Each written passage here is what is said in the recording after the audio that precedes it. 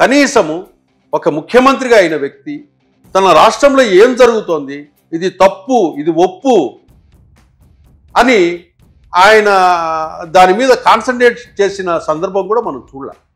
ఎందుకంటే అప్పట్లో ఆయన బయటకు వస్తున్నాడంటే గనక హెలికాప్టర్లు, బారికేడ్లు, చెట్లు నరికేయటము,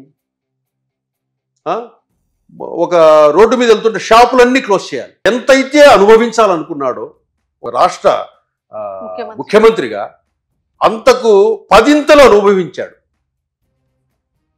ప్రజలను రోడ్డు కదిలేసి అధికారంలో ఉన్నప్పుడు ఏదో కొంత డబ్బు తీసుకురావటము, అప్పు తీసుకురావటము, కొన్ని అకౌంట్లలో వేయడం, డబ్బు తీసుకురావటము, అకౌంట్లలో వేయటం, ఇది చేశాడు తప్పక ఆయన ఆ పనిలో ఉన్నాడు, వీళ్ళు ఈ పనిలో ఉన్నారు.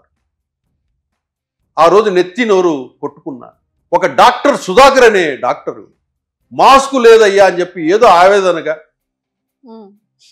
ప్రశ్నించాడు అని చెప్పి ప్రభుత్వాన్ని చచ్చిపోయే వరకు వేధించారు, వెంటాడారు. ఒకసారి గుర్తు తెచ్చుకోవాలా జగన్మోహన్ రెడ్డి గారు, ఒకసారి గుర్తు తెచ్చుకోవాలా. డాక్టర్ సుధాకర్ అంటే ఒక ముఖ్యమంత్రి ప్రశ్నించేంత ఉందా అన్నట్టు ఒక అహంకారంతో ఎప్పుడు కూడా మనం ప్రజలను మాట్లాడిన వాళ్ళ మనం తెలుసా. ఎవరైనా పాలకులు ప్రజాస్వామ్యంలో ప్రజలు మాట్లాడాలి. ఓట్లు వేశారండి, మాట్లాడతారు, వాళ్ళు వినాలి, మీరు ప్రశ్నిస్తారు, సమాధానం చెప్పాలి, పడాలి, సముదాయించాలి, బుజ్జగించాలి ప్రజల్ని.